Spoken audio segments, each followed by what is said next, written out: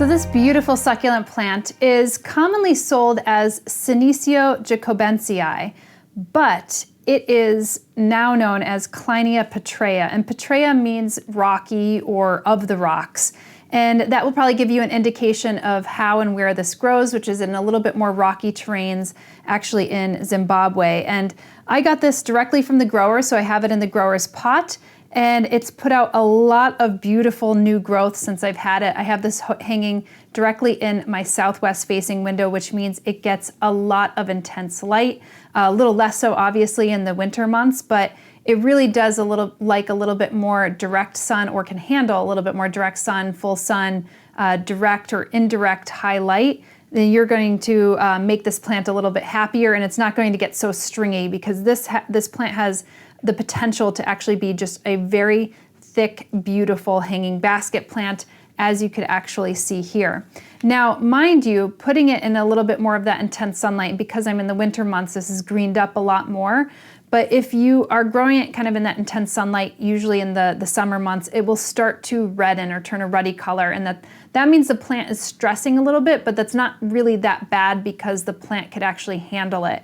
Remember, it's kind of in these exposed rocky regions, so it's probably exposed to that intensity of the sunlight, and has already built it into its evolution in order to be able to handle that. Now, I like this plant because it kind of reminds me a little bit of portulaca, so I can't even think of the common name, purslane.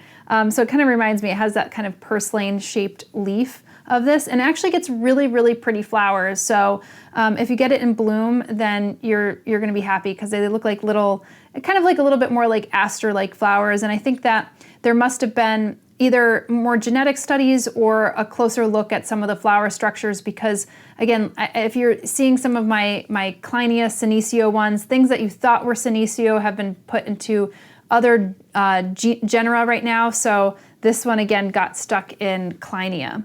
Now, as far as fertilizing goes, these are pretty prolific growers, so I would say that during the growing season, maybe more than on a monthly basis, maybe on a bi-weekly basis, you could give it a little bit more of a succulent fertilizer, so like a 2,4,7 or a 3,4,7.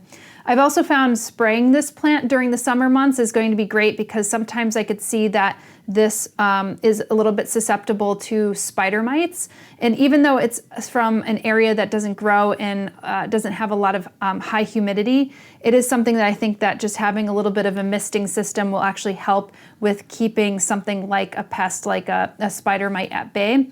Otherwise, I haven't had any other pest pressures with this plant. It grows relatively prolifically and is so beautiful. And like I said, its flowers are nice. They could get really prolific, but they don't get, they're not like so big and beautiful that you're probably getting it for your flowers. So you might as well just like really love it for the foliage.